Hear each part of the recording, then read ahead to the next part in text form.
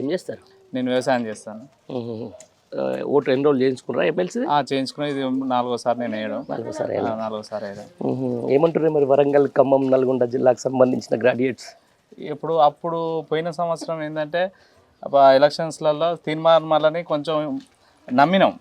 వాస్తవానికి ఏంటంటే అతనికి రాజకీయంలో కొత్తగా వచ్చిండు, మామూలుగా అతనికి వేస్తే గెలిపిస్తే మంచి చేస్తాడు అని కొద్దిగా నమ్మి నిరుద్యోగులు ఓట్లు వేయడం జరిగింది. కానీ ఈసారి నమ్మే పరిస్థితులు లేరు. ఎందుకు? అప్పుడు తీర్మానాలకి ఇప్పుడు తీర్మానాలకి తేడా ఏంటి? అప్పుడు తీర్మానం ఏంటంటే ఆ రాజకీయంలో అంతగా లేడు. అతను ఎట్లా ఉండంటే మామూలుగా ఈ నిరుద్యోగి ఎట్లా ఉండు, మామూలుగా ఆయన కష్టమైందో ఆయన చేసుకొని బతికేటోడు. ఇప్పుడు ఈ 3 ఏళ్ళల్లో కోట్లకు ఎదిగిపోయిండు. అంటే అతని ఎట్లా సంపాదించిండు, అతను ఎట్లా చేసిన అనేది మాకు నిరుద్యోగులు మాకు కూడా చెప్తే మేము కూడా అట్లనే ఎదుగుతాం. అట్లా ఇప్పుడు ఇదే అంటే ఒక జర్నలిజం అని చెప్పేసి, నేను ఒక జర్నలిస్ట్నే, 14-15 సంవత్సరాలు నేను కూడా చేసుకుంటూ వస్తున్నా. బట్ ఏంటంటే ఒక ప్రాపగండా అంటే ఒక ఎజెండా, అంటే భవిష్యత్తులో నేను ఒక పాలిటిక్స్లోకి రావాలి, లేకపోతే నేను ఒక ఎమ్మెల్సీని కావాలి అని చెప్పేసి ఒక ఎజెండా తోటి గత ప్రభుత్వం మీద విపరీతమైన ఆరోపణలు చేసిండు. అది అయిపోయింది. ప్రశ్నించే గొంతుగా అంటాడు. ఈరోజు అధికార పార్టీ కండు వేసుకొని వచ్చి ఆయన ఏం ప్రశ్నిస్తాడు? గ్రాడ్యుయేట్కి ఏం సవాలని చెప్తాడు, ప్రజలకు ఏం సవాలని చెప్తాడు? ఇప్పుడు మా నిరుద్యోగులు ముఖ్యంగా ఆయన నమ్మకపోవడానికి కారణం ఒక పార్టీ కండువా వేసుకొని ముందుకు రావడమే ముఖ్యంగా. అప్పుడు పోయినసారి ఎలక్షన్లో నేను ఇండిపెండెంట్ క్యాండిడేట్గా వచ్చినా, మీ అందరికీ ఎంతో చేస్తా అంటే అప్పుడు నమ్మినాం. ఇప్పుడు నమ్మే పరిస్థితి లేరు. అతను రాజకీయ నాయకుడు. అతను కోట్లకు ఎట్లా సంపాదించిండు అందరికి తెలుసు. దొంగ పనులు, లంగ పనులు, సెటిల్మెంట్ చేసి సంపాదించిండు. అట్లాంటి వాళ్ళకు మా యువత ఇప్పుడు చదువుకున్న వాళ్ళు రేపు గెలిపిస్తే ఇంకా ఆయన ఎదుగుతాడు తప్ప ఈ నిరుద్యోగ సమస్యలు పట్టించుకోడు. ఇక్కడ వేరే పార్టీ బీఆర్ఎస్ నుంచి ఎవరు ఉన్నారు? మరి బీఆర్ఎస్ నుంచి ఏనుగుల రాకేష్ రెడ్డి ఉన్నాడు. అతనికి మా పూర్తి మద్దతు ఉంటుంది. ఎందుకు అంటే కేసీఆర్ గారి మీద ఉన్న నమ్మకం, ఆయనను మేము నమ్ముతాం. ఎందుకంటే ఏనుగుల రాకేష్ రెడ్డి కూడా మంచి బిట్స్ పిల్లలలో మంచి చదువుకున్న వ్యక్తి, గోల్డ్ మెడలిస్టు. ఆయనను ఇప్పుడు ఎలా అంటే రాజకీయం ఆయన చేసే ఇంతవరకు చేయలేదు. ఎలాంటి అతనికి చెడు అలవాట్లు ఇప్పుడు అందుకని మేము నమ్ముతున్నాం. ఆయనను కూడా ఏంటంటే మా తరం యువకుడు, అందుకని మేము ఆయన నమ్మి ఆయనే గెలిపిద్దామని అందరం మా ఊర్లో కంకణ బద్దలమైన. సరే, ఇప్పుడు ఏమంటారు అంటే ఇప్పుడు అంటే ఒక బ్లాక్ మెయిల్ రాజకీయాలు అనేది ముందు నుంచి కూడా చేస్తూ ఉంటాడు. నువ్వన్న సోకాళ్ళు తీర్మానం ఇప్పుడు నాకు శాసన మండలికి పంపిస్తారా, శ్మశానానికి పంపిస్తారా అని చెప్పేసి మళ్ళీ ఇది ఒకటి దిగుతా ఉన్నాడు. దీన్ని ఎట్లా చూస్తారు? ఖచ్చితంగా శ్మశానానికే పంపిస్తాం, కానీ ఎట్టి పరిస్థితిలో తీర్మానాలన్నీ శాసన మండలికి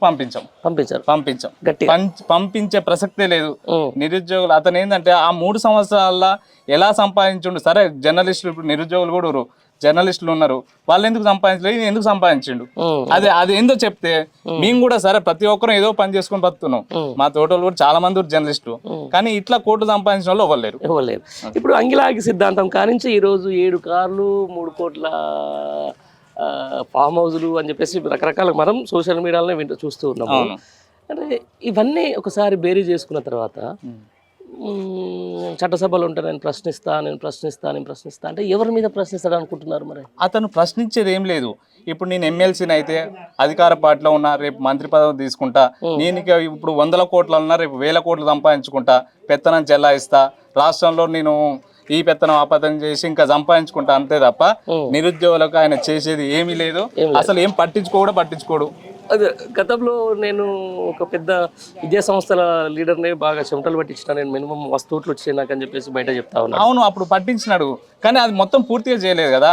ఇప్పుడు అతను బెదిరించవచ్చు, కానీ అది మనకు పూర్తిగా అది ఇతను బెదిరించిన, ఇతను తప్పు అని చేసిన, ఇట్లా చేసిన అనేది చివరి దాకా లేదు.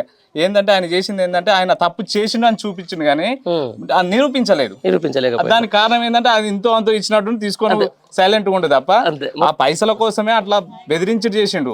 ఆయన చేసింది ఏంటంటే కరెక్ట్ కాదు. ఆయన బెదిరించి ఆయన దగ్గర డబ్బులు తీసుకున్నా, అంతే తప్ప ఆయన చేసింది ఏం లేదు. అదే అంటారు మేధావులు అంటే మనం ఒక గ్రాడ్యుయేట్స్, ఒక విద్యావంతులు అంటేనే ఈరోజు సామాన్య ప్రజానికానికి మనకు ఆదర్శంగా ఉండాల్సిన అవసరం ఎంతైనా ఉంటుంది. అంటే ఈరోజు మనం వేసే ఓటు చాలా మందికి మేలుకొల్పు ఉంటుంది. అవును. అంటే ఎట్లా అనిపిస్తుంది ఈ 6 నెలల కాంగ్రెస్ పరిపాలన చూస్తే మీకు ఎట్లా అనిపిస్తుంది? ఈ 6 నెలల పరిపాలన చూసిన తర్వాతనే యువకులు ఎంతో కాంగ్రెస్ ని అంతకుముందు పోయిన ఎలక్షన్లలో ఎంతో నమ్మి ఏదో చేస్తాడు రేవంత్ రెడ్డి ఏదో చేస్తాడు యువకుల్ని ఉద్యోగాలు ఇస్తాడు అదని నమ్మినాం. ఈ 6 నెలల్లో పూర్తిగా అర్థమైంది. ఇప్పుడు ఆయన ఇచ్చిన మాటకే ఆయనకే లేదు, అది నేను అనలేదు అన్నట్టు చెప్తుండు.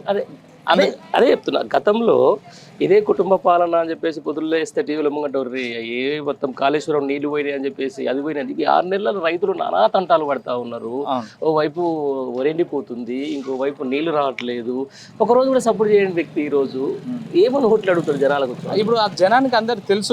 ఇప్పుడు ఏంటంటే జరిగిన లోక్సభ ఎన్నికల్లో కానీ ఇప్పుడు ఖచ్చితంగా లోక్సభ ఎన్నికల రిజల్ట్ రాకముందుకే ఇది ఉంది. వచ్చిన తర్వాత ఇది చేస్తే అసలు క్యాండిడేట్ నిలబట్టకపోవు అసలు తీర్మానం వల్ల ఎక్కడికి వెళ్ళిపోవు. ఈ పరిస్థితి చూసి ఆ కాంగ్రెస్ పరిస్థితి ఆ రిజల్ట్ చూసి తీర్మానం వల్ల నాకు ఈ రాజకీయం వద్దని ఎక్కడికో వెళ్ళిపోవు. ఇప్పుడు ఎలక్షన్స్ రాకముందు ఉంది కాబట్టి నేను నా పార్టీ ఉంది, నాకు అండ ఉంది, ఇప్పుడైతే ఎలక్షన్స్ రిజల్ట్ రాకముందుకే నేను గెలుస్తా అన్నట్టు వచ్చింది తప్ప ఎలక్షన్స్ రిజల్ట్ వచ్చిన తర్వాత అయితే నిలబడలేకపోవు. అంతేనా? అసలు కనీసం ఛాన్స్ కూడా లేకపోలేదు. అసలు ఓవరాల్ గా ఎట్లా అనిపిస్తుంది? ఎవరికి గెలుపు అవకాశాలు ఉన్నాయి చెప్పండి? 100% ఏనుగుల రాకేష్ రెడ్డి విజయం సాధిస్తాడు. అంతేనా? రెండో ప్రాధాన్యత ఓటు లేకుండా మొదటి ప్రాధాన్యత ఓటుతోనే ఏనుగుల రాకేష్ రెడ్డి విజయం సాధిస్తాడు. Okay brother, thank you.